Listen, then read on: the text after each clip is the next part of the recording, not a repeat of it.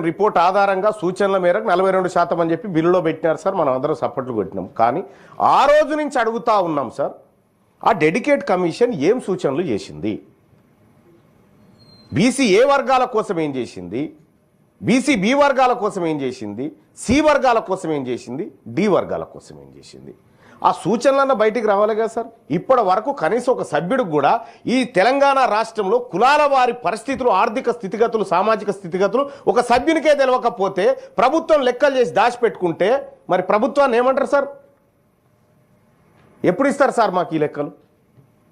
ఈ రాష్ట్ర ప్రభుత్వం సమాధానం చెప్పాలి.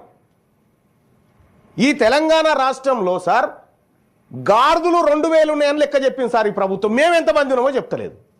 గార్దులు 2000 గార్దులు ఉన్నాయని సోషో ఎకనామిక్ అవుట్లుక్ సర్వేలో ఎన్ని గార్దులు ఉన్నాయి తెలంగాణలో అంటే 2000 ఉన్నాయని చెప్పారు సార్. పందులు ఎన్ని ఉన్నాయో ఉన్నాయి సార్, కుక్కలు ఎన్ని ఉన్నాయో లెక్క ఉంది. మరి మేము ఎంతమంది ఉన్నాం సార్? తెలంగాణ రాష్ట్రంలో ముదిరాజులు ఎంతమంది ఉన్నారో లెక్క తెలవాలా వద్దా సార్? తెలంగాణ రాష్ట్రంలో యాదవులు ఎంతమంది ఉన్నారో లెక్క తెలవాలన్నా వద్దా సార్? తెలంగాణ రాష్ట్రంలో పద్మశాలీలు, గౌడ్లు, మున్నూరు కాపులు వీళ్ళు ఎంతమంది ఉన్నారో లెక్క తెలవాలి కదా సార్. మరి లెక్క తెలవకుండా నువ్వు లెక్క చేసుకొని దాచిపెట్టుకుంటే ఇది పారదర్శకత ఎట్లయితే సార్? అందుకోసం నేను ఏం చెప్తా ఉన్నా సార్, నేను ప్రభుత్వాన్ని ఏదో విమర్శించడం కోసం చేసిన పని బయట పెట్టమంటున్నాను సార్. చేసిన పని బయట పెట్టమని చెప్తా ఉన్నా. డెడికేట్ కమిషన్ ఏం చెప్పింది? మేమేం చర్యలు తీసుకోవాలి? మేము ప్రజలకి ఏం చెప్పాలి?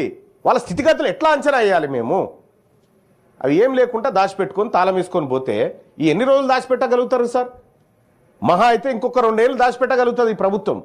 ఆ తర్వాత ఆ బీరువా తాళం ఎట్లా తీయానో తెలుసు, అందులో ఉన్న డాక్యుమెంట్లు ఎట్లా తీయానో మాకు తెలుసు.